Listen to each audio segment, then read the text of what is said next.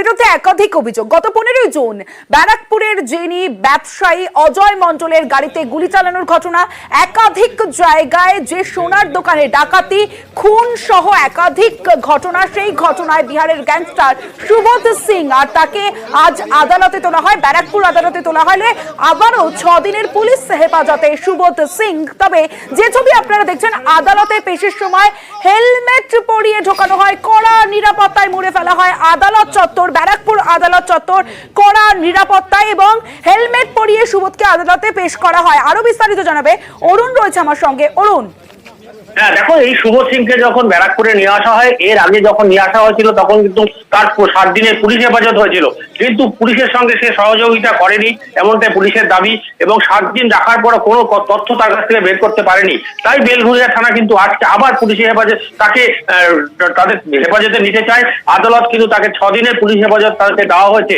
এই ঘটনায় কিন্তু এত নিরাপত্তা কখন একজন আসামিকে ঘিরে আগে দুটো স্কোয়াড ভ্যান এসে আসে, তার সঙ্গে অনেক পুলিশ র্যাব দিয়ে আদালত চত্বর কিন্তু প্রশ্ন, একদিকে তো কড়া নিরাপত্তায় মুড়ে ফেলা হলো আদালত চত্বর, সুবোধ সিংকে যখন আদালতে পেশ করা হলো, কিন্তু অন্যদিকে যে ছবি আমরা দেখছি হেলমেট পরিয়ে নিয়ে আসা হয়, কেন হেলমেট পরানো হলো সুবোধ সিংকে, গ্যাংস্টার সুবোধ সিং? দেখো, যেহেতু তার নামে অনেকগুলো অভিযোগ আছে, তারও কোনো সত্যতা থাকতে পারে বা তাকে কেউ চিনতে পারলে তার অসুবিধা হতে পারে। সেই কারণে প্রথম দিন যখন নিয়ে আসা হয়েছিল তাকে কিন্তু হেলমেট পরিয়ে নিয়ে আসা হয়নি। তারপর যখন তাকে বের করা হয় তারপর থেকে কিন্তু তাকে হেলমেট পরানো হয়। আজকে যখন তাকে প্রিজম ভ্যান থেকে নামিয়ে আদালতের দিকে নিয়ে যাওয়া হচ্ছিল তখন কিন্তু তাকে একটা হেলমেট পরানো হয়েছে। তাকে আমরা যখন জিজ্ঞাসা করলাম কেন হেলমেট বা কেন তার কি কোনো বলার আছে কিনা, তিনি কিন্তু একেবারে কোনো উত্তর দিতে চাননি। এবং আজকে যখন তাকে আবার নিয়ে যাওয়া হয় সেই হেলমেট পরিয়েই নিয়ে যাওয়া হয়। ফলে তার কি ভূমিকা আছে বা কি, কেন এই 6 দিনে কেন পুলিশ কিছু উদ্ধার করতে পারবে আগে আবার 6 দিনে পুলিশ হেফাজত? আমরা যেটা জানতে পারছি যে তিনি পুলিশের সঙ্গে কোনোভাবে সহযোগিতা করছেন না বলে পুলিশ সূত্রে খবর। বেশ অরুণ। ইনভেস্টিগেশন অফিসার ফার্দার পিসি চেয়েছিল সুবোধ সিং এর জন্য 7 দিনের জন্য, লন্ডন কোর্ট অ্যালাউ করেছে 6 দিনের জন্য। আমি বারবার বলছি কি উনি 6 বছর থেকে জুডিশিয়াল কাস্টাডিতে আছে, তো ওনার কাছ থেকে কি আর্মস রিকভারি হবে? লন্ডন কোর্টকে বলেছি ওনার শরীরটা ঠিক নেই, একটু আনফিট আছে, এই জন্য একটু কনসিডার করার জন্য পিসিটাও। জেরার জন্য কি অসুস্থতা বোধ করছে নাকি? না না, এই কোনো ব্যাপার, এরকম কোনো সব রকম সহায়তা করছে। হ্যাঁ হ্যাঁ, সব সহায়তা করছে। কোনো কেস ওর উপরে আক্রমণ লাগানো হচ্ছে? না না না।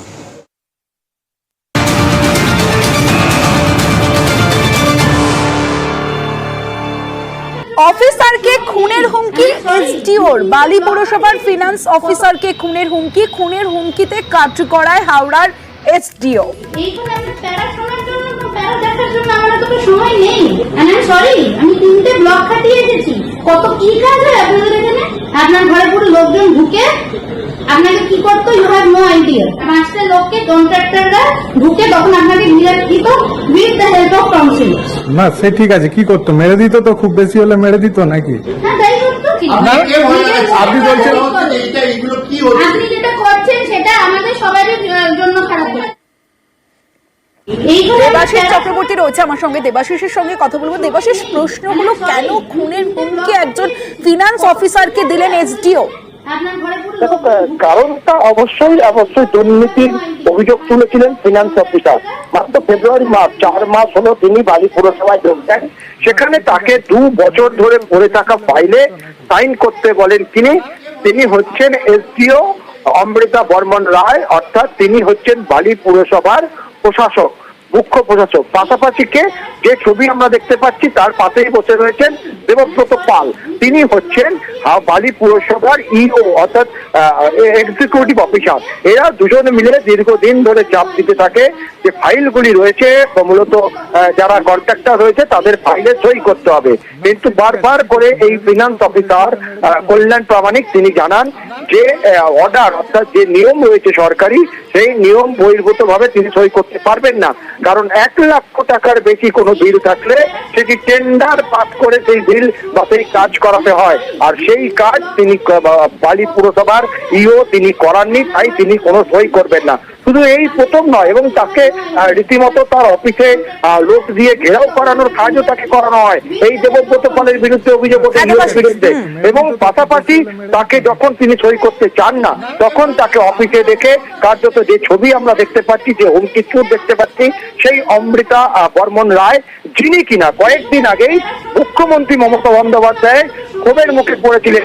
এই এসডিওকেই প্রকট করেছিলেন মুখ্যমন্ত্রী, কেন বাড়ি পুরসভায় কাজ হয় না। তারপরেও তিনি কিন্তু এতটুকু নড়েননি, কার্যত অফিসারকে ডেকে খুনের হুমকি দেওয়া হলো এই এসডিওর বিরুদ্ধে, তা অভিযোগ রয়েছে। না বেশ। ঠিক আছে, কি করতো, মেরে দিত তো, খুব বেশি হলে মেরে দিত নাকি? এইখানে আমরা প্যারা শোনার জন্য, প্যারা দেখার জন্য আমার তো সময় নেই। আই এম সরি, আমি 3টে ব্লক খাটিয়ে এসেছি। কত কি কাজ হয় আপনাদের এখানে? আপনার ঘরে পুরো লোকজন ঢুকে আপনাকে কি করতো, ইউ হ্যাভ নো আইডিয়া। 5টা লোককে কন্ট্রাক্টররা ঢুকে তখন আপনাকে ঘিরে দিত with the help of councillor. না সে ঠিক আছে, কি করতো, মেরে দিত তো, খুব বেশি হলে মেরে দিত নাকি? হ্যাঁ তাই করতো। আপনি বলছেন আপনি যেটা করছেন সেটা আমাদের সবারই জন্য খারাপ লাগে। ওনার চেম্বারে ডাকা হয়েছিল, আমাকে ধমকি টমকি অনেক কিছু দেওয়া হয় এবং সেগুলোর প্রমাণও আমার কাছে আছে। আর ফলস চার্জ আমার এগেনস্টে আনা হবে যদি না আমি বিল ছাড়ি। ইভেন আমার বলা হলো যে এই সামনে যে সমস্ত অফিসাররা বা স্টাফরা আছে তারা কেউ আমার হয়ে কথা বলবে না, আমি একা বলে নিজেকে অনেকটা অসহায় লাগছিল। তো যাই হোক, আমি যেরকম লড়ছি এই লড়াই আমি চালিয়ে যাব। হাসপাতালে আক্রান্ত ডেপুটি ম্যাজিস্ট্রেট, অসুস্থ ভাইকে দেখতে গিয়ে আক্রান্ত ডেপুটি ম্যাজিস্ট্রেট এবং নিরাপত্তা রক্ষীদের বিরুদ্ধে মারধরের অভিযোগ। কল্যাণীর গান্ধী মেমোরিয়াল হাসপাতালের ঘটনা। হাসপাতালে খাবার নিয়ে যাওয়া নিয়ে ডেপুটি ম্যাজিস্ট্রেটের সঙ্গে বচসা, ডেপুটি ম্যাজিস্ট্রেটকে মারধরের অভিযোগ। নিরাপত্তা রক্ষীদের বিরুদ্ধে ডেপুটি ম্যাজিস্ট্রেটকে মারধরের অভিযোগে আটক করা হয়েছে 2 জন নিরাপত্তা রক্ষীকে। আমি আমার ভাইকে যখন টর্চার করছিল, খাবার নিয়ে যাচ্ছিল, আমার যে ভাইটা ভর্তি হয়েছে খাবার নিয়ে যাচ্ছিল, তার সঙ্গে বাদ বিতরণটা কিছু একটা হচ্ছিল, আমি ওকে সেভ করতে দিচ্ছি। তারপরে এই যে অবস্থা যেটা দেখছেন, আমি যখন খাবার নিয়ে ভিতরে যাচ্ছি, এক ভদ্রলোক এসে বলছে যে এইখান থেকে কাউকে ঢুকতে দিও না। তা আমি ওখানে ওনাকে রিকোয়েস্ট করেছি যে খাবার নিয়ে যখন আমি চলে এসেছি মেইন গেটে ঘুরে যাবো আমি, আপনি আমাকে ঢুকতে দিন। আমাকে ঢুকতে দেয়নি। আমি ওইখান থেকে ঘুরে, উনিও বলছে, আমিও বলছি, কথাবার্তা বলছি যে এইবার পকের মতো ছেড়ে দিন। বাইরে এসে বলছে আপনি বস্তানিগিরি করতে এসেই আমার 2 হাতে ব্যাগ আছে, খাবারের ব্যাগ আছে, এসেই আমাকে ঘুষি মেরেছে। যে ঘুষি মেরেছে সে কে? সে এইখানকার সিকিউরিটি। তারপরে এইখান থেকে এইখানে আমার দাদা ছিল, এই গাছতলায় আমার বাড়ির লোকজন ছিল, ওরা গিয়ে আমাকে ঠেকাতে যায়, তা ওদেরও মারধর করে সবাইকে। কজনকে মেরেছে আপনাদের? আমাদের 4 জনকে মেরেছে। অত্যন্ত দুর্ভাগ্যজনক ঘটনা ঘটে গেছে, যদিও আকাঙ্ক্ষিত নয়, কিন্তু আমার স্টাফটা ইনভলভ ছিল না।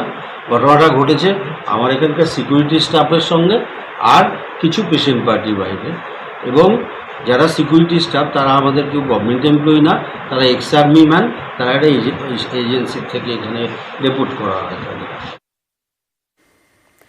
ধাত্রীগ্রাম উচ্চ বিদ্যালয়, সেখানে সহ শিক্ষককে হেনস্থায় সরব পড়ুয়ারা। প্রধান শিক্ষকের হাতে সহশিক্ষককে হেনস্থার অভিযোগে কাঠগড়ায় প্রধান শিক্ষক। কালনা বর্ধমান রোড অবরোধ করে প্রতিবাদ পড়ুয়াদের।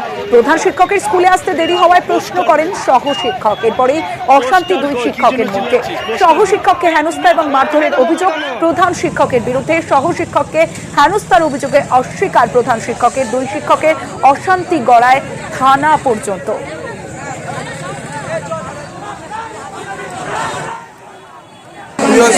শিক্ষক সুদর্শন নাথ বাবুর হাত দেয়, সেই দাবিতে আমরা এই অবরোধটা করি। আমরা যখন আজকে ম্যামের থেকে জানতে চাই, ম্যাম তখন আমাদের থেকে বাড়ি চলে যায়। আমাদের ম্যামের বাড়ির নিকটবর্তী হয়, আমরা কাউকে না দেখতে পেয়ে বিদ্যালয়ে, তখন আমরা পথে থাকছি। দিয়ে পুলিশ এসে পথ অবরোধ তুলে দিল। হ্যাঁ, যে টিচার আসেননি সেই টিচারের ক্লাসটা 15 জনকে দেওয়া হয়, এটা হলো প্রফেশনাল ক্লাস। তাই বলে আপনি তোমরা অপমান করছেন। তা উনি আমার কলকাতা না আসলে আবার ভিডিও করতে শুরু করলেন। তখন আমি ওনাকে প্রতিবাদ করি।